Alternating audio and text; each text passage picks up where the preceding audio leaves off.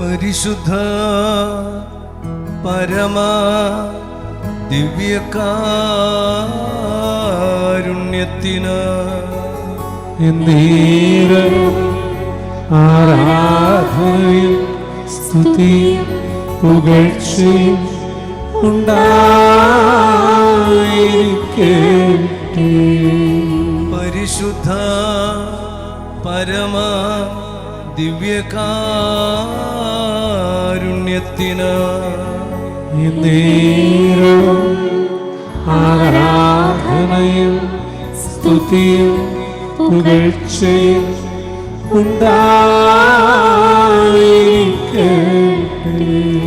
പരിശുദ്ധ പരമ ദിവ്യകാരുണ്യത്തിന് നേരവും ആരാധനയും സ്തുതിയും പുകഴ്ചയും ഉണ്ടായിരിക്കട്ടെ.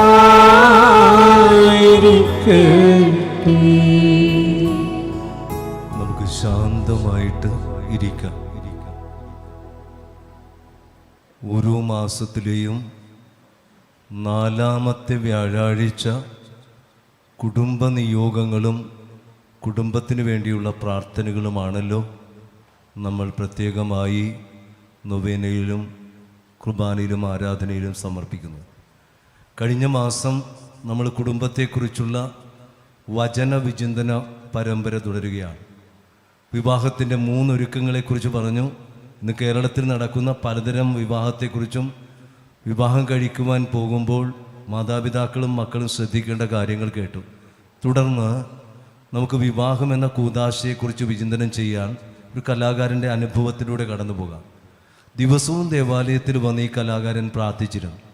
അപ്പോൾ അച്ഛനുമായിട്ട് പരിചയപ്പെട്ടു. അദ്ദേഹം പറഞ്ഞു, അച്ഛോ, ഞാൻ ലോകത്തിലെ സുന്ദരമായ മനോഹരമായ പടം വരക്കുവാൻ ആഗ്രഹിക്കുകയാണ്.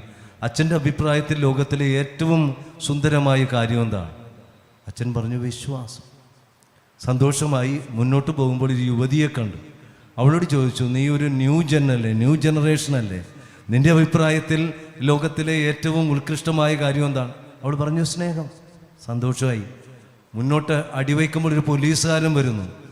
അദ്ദേഹത്തിനെ ആശംസിച്ചിട്ട് ചോദിച്ചു, സാറ്, ഞാനൊരു കലാകാരനാണ്, ലോകത്തിലെ സുന്ദരമായ പടം വരക്കുവാനുള്ള അന്വേഷണത്തിലാണ്. വികാരിയച്ഛനോട് ചോദിച്ചപ്പോൾ അച്ഛൻ പറഞ്ഞു, വിശ്വാസം. ആ പോകുന്ന യുവതി പറഞ്ഞു, സ്നേഹം. സാറിൻ്റെ അഭിപ്രായത്തിൽ എന്താണ് ഈ ലോകത്തിലെ ഏറ്റവും വലിയ കാര്യം? സമാധാനം. ഈ 3 കാര്യങ്ങൾ മനസ്സിലിട്ട് മനനം ചെയ്ത് വീട്ടിലേക്ക് പോവുകയാണ്. അന്ന് കുട്ടിയുടെ ബർത്ത്ഡേ ആണ്. കുട്ടി പറഞ്ഞിരുന്നു, ഡാഡി, എനിക്കൊരു സമ്മാനം വാങ്ങിച്ചുകൊണ്ട് വരണം. അവൻ ഡാഡി വരാൻ വേണ്ടി ആറ്റുനോറ്റിങ്ങനെ കാത്തിരിക്കുമ്പോൾ കോളിംഗ് ബെൽ അമർത്തി. പെട്ടെന്ന് വാതിൽ തുറന്നു. ഓടി വന്ന് ഡാഡി എന്നും പറഞ്ഞ് കെട്ടിപ്പുണർന്നു. അവൻ്റെ കണ്ണിലേക്ക് നോക്കിയപ്പോൾ അച്ഛൻ പറഞ്ഞ കാര്യം അദ്ദേഹം കണ്ടു. കളിപ്പാട്ടം വാങ്ങിക്കൊണ്ടു വന്നിട്ടുണ്ടെന്നുള്ള വിശ്വാസം. ഒട്ടും താമസിയാതെ വേൽമൂത്ത നേരത്ത് വന്ന ചേട്ടന് ഒരു ഗ്ലാസ് തണുത്ത നാരങ്ങ വെള്ളവുമായിട്ട് ഭാര്യ കടന്നു വന്നു. അവളുടെ കണ്ണിലേക്ക് നോക്കിയപ്പോൾ യുവതി പറഞ്ഞ ഭർത്താവിനോടുള്ള ആ സ്നേഹം കാണാൻ സാധിച്ചു. അവരുടെ മധ്യേ പോലീസുകാരൻ പറഞ്ഞ സന്തോഷം, സമാധാനം കാണാൻ സാധിച്ചു. അന്നോളം വരക്കാത്ത ക്യാൻവാസിൽ ചായം ചാലിച്ച് വരച്ചിട്ടു ലോകത്തിലെ സുന്ദരമായ മനോഹരമായ പടം. എന്തായിരിക്കും ആ പടം? വീടിൻ്റെ ചിത്രം. മനോഹരമായൊരു പാട്ടില്ലേ, സ്നേഹം കൊണ്ടൊരു വീട് പണിയാം, ദൈവസ്നേഹം കൊണ്ടൊരു വീട് പണിയാം. നമുക്ക് വീട് എന്നുള്ളത് ഭവനം എന്നെടുക്കാം. ഭവനം, ലോകത്തിലെ സുന്ദരമായ മനോഹരമായ പടമാണ് ഭവനം. ഭവനത്തിൻ്റെ ഭാ പോയാലോ? ഭവനത്തിൻ്റെ ഭാ പോയാലോ? മൈസൂർ മ്യൂസിയത്തിൽ പോകേണ്ട ആവശ്യമില്ല. സന്ധ്യയാകുമ്പോൾ നമ്മുടെ മ്യൂസിയത്തിലുള്ള സകല മൃഗങ്ങളുടെയും ചേഷ്ട അരങ്ങേറും. ഞാൻ പറയണ്ടല്ലോ, അനുഭവിക്കുന്നവരുമുണ്ട്, കണ്ടിട്ടുള്ളവരുമുണ്ട്. അതുകൊണ്ട് ഭവനമാവാൻ 3 ഭായെക്കുറിച്ചാണ് സീരീസ് ഓഫ് ടോക്ക്. ഇന്ന് ആദ്യത്തെ ഭായാണ്. 3 ഭാ: ഭദ്രത, ഭവ്യത, ഭക്തി. ഒരു ഭവനമാവാൻ 3 കാര്യങ്ങൾ ഉണ്ടാവണം: ഭദ്രത, ഭവ്യത, ഭക്തി.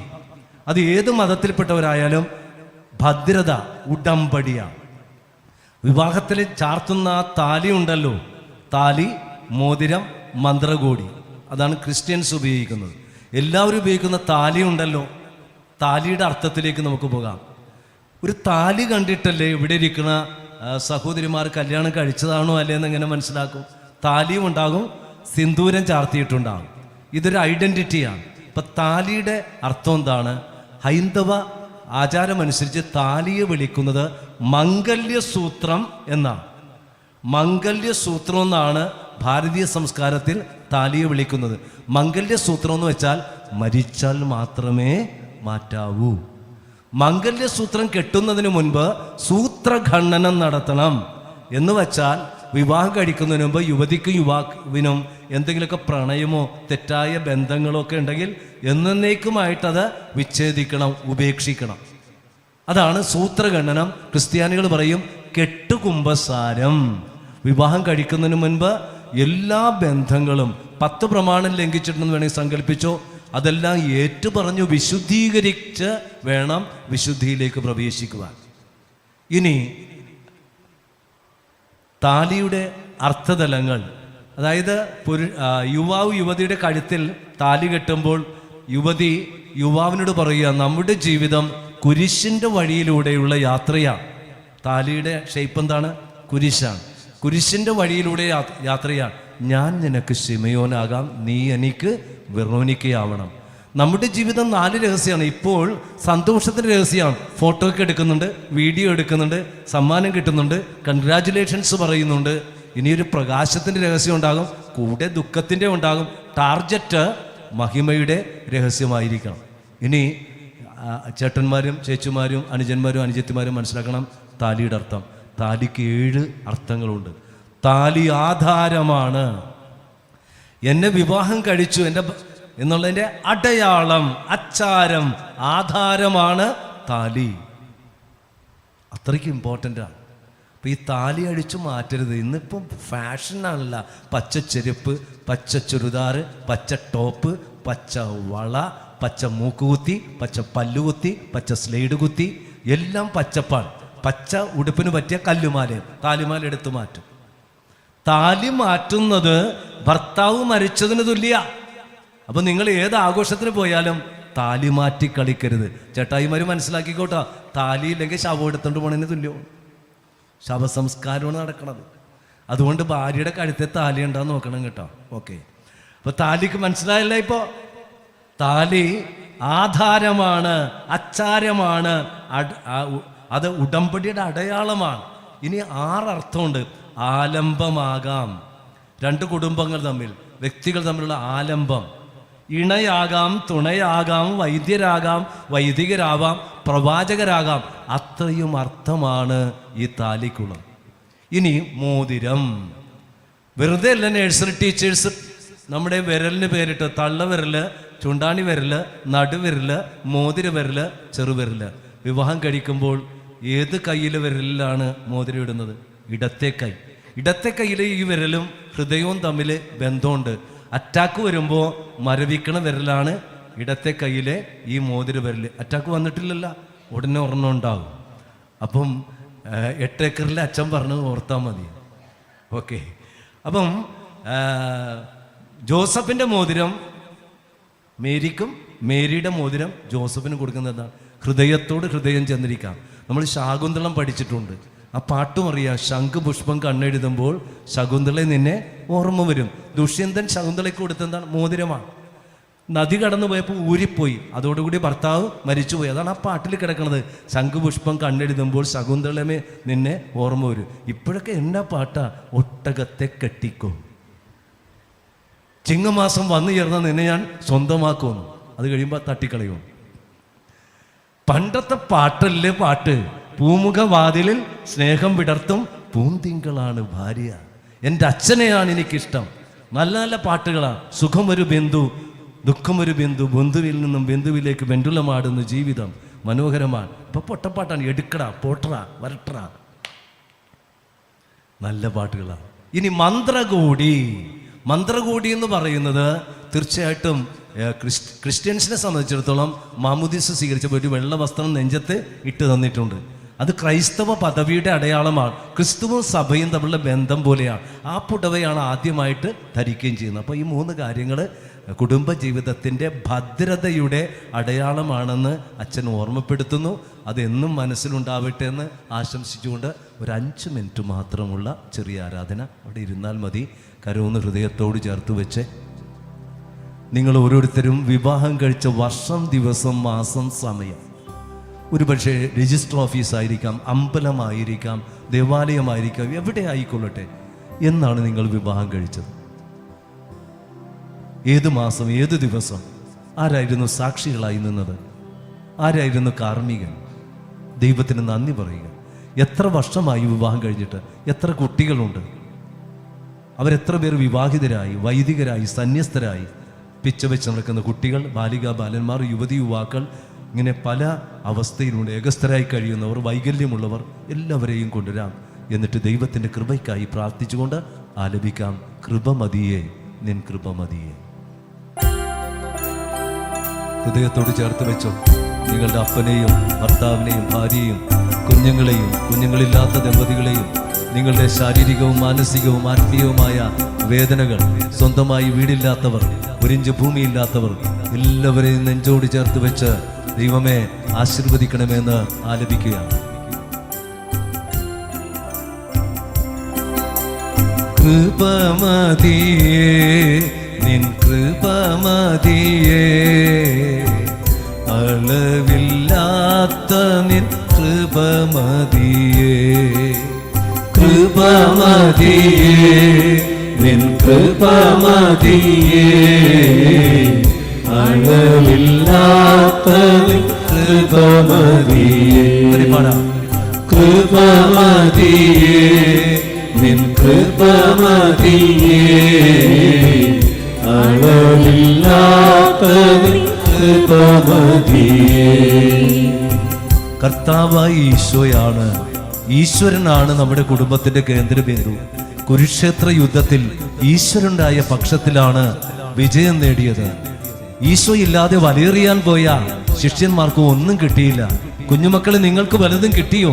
എന്നെ കൂടാതെ നിങ്ങൾക്ക് ഒന്നും ചെയ്യാൻ സാധ്യമല്ല. ആദ്യം ദൈവത്തിന്റെ രാജ്യവും നീതിയും അന്വേഷിക്കുകയും അപ്പോൾ ബാക്കിയുള്ളതെല്ലാം കൂട്ടിച്ചേർക്കും. ദൈവത്തിന്റെ സ്നേഹവും പദ്ധതിയും അനുസരിച്ച് ജീവിക്കുന്നവർക്ക് എല്ലാം നല്ലതിനായി പരിണമിക്കുമെന്ന് നിങ്ങൾക്ക് അറിയാമല്ലോ. അതെ, നമ്മൾ ഏത് മതത്തിലായിരുന്നാലും ആ മതത്തിന്റെ ആചാരമനുസരിച്ച് നമ്മൾ വിവാഹിതരാകുമ്പോഴാണ് ദൈവത്തിന്റെ കൃപയുണ്ടാകുന്നത്. രജിസ്റ്റർ ഓഫീസിൽ അവിടെ കൃപയില്ല, രജിസ്ട്രാറാണ്. മറിച്ച് ഈശ്വരനുണ്ട്.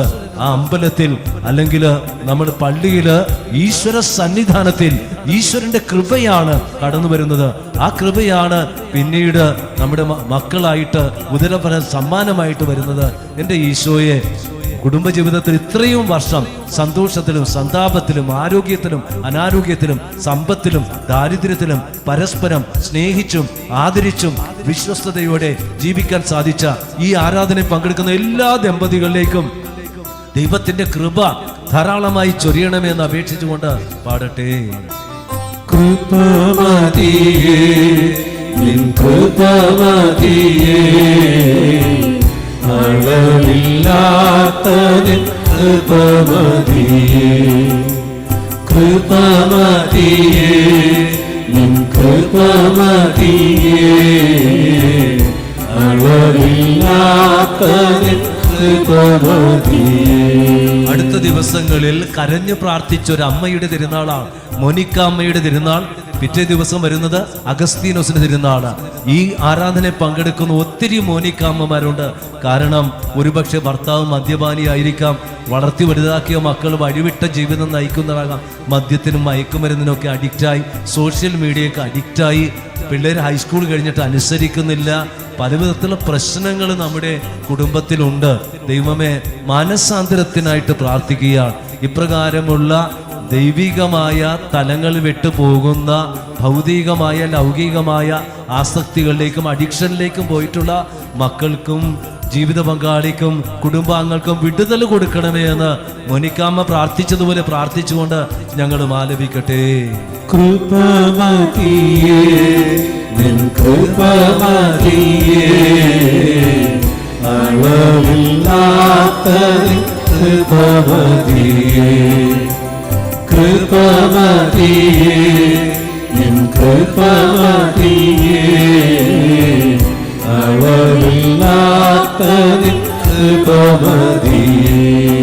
പരിശുദ്ധ അമ്മ, ഗർഭിണിയായ അമ്മ തൻ്റെ ചാർച്ചക്കാരിയെ ശുശ്രൂഷിക്കാൻ പോയതാണ് ലോക ചരിത്രത്തിലെ ആദ്യത്തെ ദിവ്യകാരുണ്യ പ്രദക്ഷിണം. നമുക്ക് കുഞ്ഞുങ്ങളില്ലാത്ത ദമ്പതികളെ ഓർക്കാം, ഗർഭിണികളായ സഹോദരിമാരെ പ്രത്യേകമായിട്ട് ഓർക്കുന്നു, ദാമ്പത്യ കുറവുകളുള്ള ദമ്പതികൾക്ക് വേണ്ടി പ്രാർത്ഥിക്കുന്നു.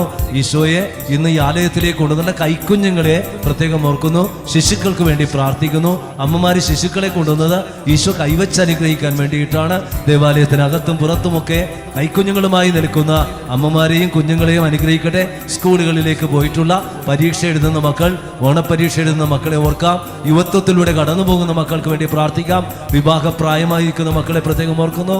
വിസിറ്റിംഗ് വിസയ്ക്ക് പോയിട്ടുള്ള മക്കൾ, പുറത്തേക്ക് പഠിക്കുവാൻ പോയിട്ടുള്ള മക്കൾ, വിസ തടസ്സം, ജോലി തടസ്സമുള്ള മക്കൾ, കേരളത്തിനകത്തും പുറത്തും ഒക്കെ ജോലി ചെയ്യുന്നവർ, കുടുംബത്തിലെ ഓരോ അംഗങ്ങളെയും സമർപ്പിച്ചുകൊണ്ട് മുട്ടിന്മേൽ നിൽക്കാം. തൊഴിലാളികളെയും തൊഴിൽരഹിതരെയും പഠിക്കാൻ പോയിട്ടുള്ളവരെയും പ്രവാസികളെയും ഒക്കെ സമർപ്പിച്ചുകൊണ്ട് നമുക്ക് പാടാം. കൃപമതിയേ നിൻ കൃപമതിയേ, അളവില്ലാത്ത നിൻ കൃപമതിയേ, കൃപമതിയേ നിൻ കൃപമതിയേ, അളവില്ലാത്ത നിൻ കൃപമതിയേ. കർത്താവായ ഈശോയെ വിവിധ വ്യാധികളാലും വ്യതകളാലും അവശരായ അപസ്മാര രോഗികളെ അങ്ങ് സുഖപ്പെടുത്തിയല്ലോ. വീടുകളിലേക്ക് അങ്ങ് കടന്നു വന്നു, കാനായിലെ കുറവ് നിറവാക്കി മാറ്റി. പത്രോസിന്റെ അമ്മായിയമ്മയുടെ പനിയെ ശാസിച്ച് സുഖപ്പെടുത്തി. അതുപോലെ മരിച്ചവരെ ഉയർപ്പിച്ചു. എല്ലാ രോഗങ്ങളെയും സുഖപ്പെടുത്തിയ ഈശോയെ ഇന്ന് നൊവേന മധ്യേ സഹവികാരിയ റെനിലച്ചൻ എണ്ണി ശിരസ് തുടങ്ങി ഉള്ളംകാല് വരെയുള്ള പല വിധത്തിലും തരത്തിലുമുള്ള രോഗങ്ങളെയും സ്വദേശത്തും വിദേശത്തും വിദൂരങ്ങളിലുമായിട്ടുള്ള പ്രാർത്ഥനാ സഹായം ആവശ്യപ്പെട്ടുള്ള പേരുകൾ നൊവേന മധ്യേ എടുത്തു പറഞ്ഞു. പറയാത്ത പേരുകളെയും എല്ലാം ഓർക്കുന്നു. ഈശോയെ ഇന്ന് രാവിലെ തുടങ്ങി ഒരു അപ്പച്ചൻ ഇവിടെ ഇരുന്ന് പ്രാർത്ഥിക്കുന്നുണ്ട്. കുര്യൻ എന്ന് പറയുന്ന ആ അപ്പച്ചൻ പ്രത്യേകമായിട്ട് ഇവിടെ ഇരുന്ന് പ്രാർത്ഥിച്ചുകൊണ്ടിരിക്കാൻ, താൻ അഭിമുഖീകരിച്ചുകൊണ്ടിരിക്കുന്ന പ്രശ്നത്തിന് പ്രതിവിധി കണ്ടെത്താനായിട്ട് പ്രാർത്ഥിക്കുന്ന അപ്പച്ചനെ പ്രത്യേകമായി ഈശോ അനുഗ്രഹിക്കട്ടെ. അടുക്കള തുടങ്ങി അൾത്താര വരെ ഇന്ന് നടത്തുന്ന ശുശ്രൂഷകളെയും നിങ്ങളുടെ വീടിനെയും വീടിന് ചുറ്റുപാടും താമസിക്കുന്ന നാനാജാതി മതസ്ഥരായ സഹോദരങ്ങളെ പ്രത്യേകമായിട്ട് ഓർക്കുന്നു. നിങ്ങളുടെ കുടുംബാംഗങ്ങൾ, സഭാംഗങ്ങളെ ഓർക്കുന്നു. നിങ്ങളുടെ കുടുംബത്തിൽ നിന്നും സ്വദേശത്തും വിദേശത്തും ഒക്കെ ആയിരിക്കുന്നവർ, സോഷ്യൽ മീഡിയയിലൂടെ ഈ ആരാധനയെ പങ്കെടുക്കുന്നവരെയും സമർപ്പിച്ചുകൊണ്ട് ശിരസ് നമിച്ച് നമുക്ക് ആലപിക്കാം. കൃപമതിയെ, തുടർന്ന് രാജരാജ രാജാതിരാജ എന്നും പാടുന്നു.